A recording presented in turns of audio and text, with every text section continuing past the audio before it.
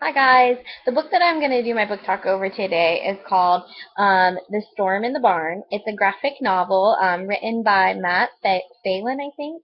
It's actually the winner of the Scott Odell Award for Historical Fiction. This book is about young Jack Clark, who's 11 years old. He lives in Kansas with his family, and they are currently experiencing the drought going on in Kansas, also known as the Dust Bowl.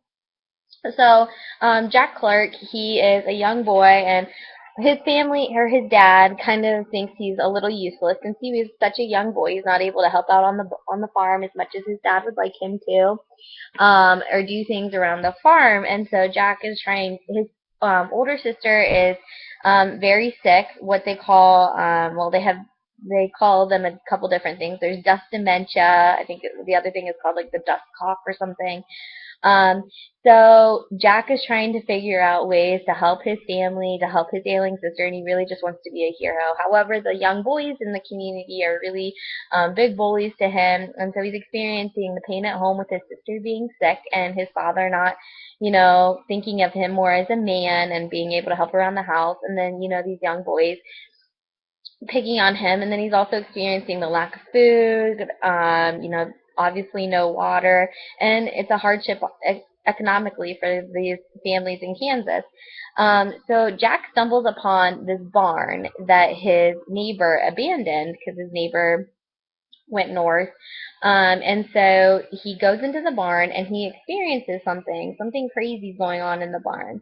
And he doesn't know exactly what's going on. Another thing that I want to say is like these pictures in this book are beautiful. So here's something. This is a big mystery. He goes and he finds these snakes um, that are nailed to the fence post.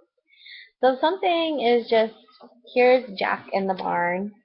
He's trying to figure out what's going on. He has his flashlight. He's trying to figure out.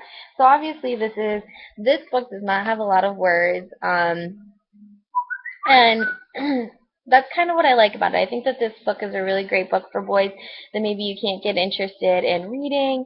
The pictures in here are just beautiful, and this book really just allows kids to just go along with their imagination and kind of create their own dialogue for what's going on in the book. So what I'm saying when I'm saying that, Jack's father isn't really letting him help out, it says, on this page, Jack is trying to help out with the car. And Jack's dad says, leave that be. And Jack says, can I fetch you any tools? And Jack's dad says, got what I need. And he says, can I help? His dad says, no, no, Jack, you cannot. Can I get you something from town? Can I? Look, just go find your baby sister. Keep an eye on her. And it's obvious that his dad just finds him more of a nuisance than anything else, and Jack just really wants to help. So, in the end, you find out, is Jack going to be a hero in town? Is he going to save his town? Is he going to save his sister? So that's just the question that's going on throughout the book. I'm not a big fan of graphic novels, but I thought that this graphic novel was just awesome, just because I love pictures when I'm reading, and these pictures in here are just amazing. Let me find a really good picture for you. So here's, the dust that's rolling through, and just the detail in here that Matt Phelan does is just amazing. So some awards that this book has won, obviously, as I said, the Scott Odell Award for Historical Fiction, the ALCSC Graphic Novel Reading List Award, Texas Bluebonnet Award Master List, Kansas Notable Book List, Kentucky Bluegrass Award nominee, Forward Reviews Book of the Year Awards. The list just goes on and on. And so it's just, it's obviously the pictures are really good, and for it to win the Scott Odell Award for Historical Fiction, it must be a really great book. So some extension activities that you could do with this is obviously since there isn't a lot of words in this book, you can have the kids pick their own pictures from this book and maybe create their own dialogue and then have them act it out for the other kids in the class.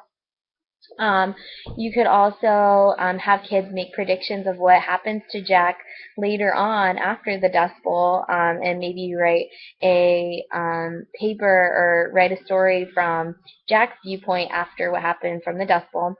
And another extension activity, and this is just maybe to get kids out there talking with maybe the elderly in the community, is maybe to have them go find somebody who experienced the Dust Bowl.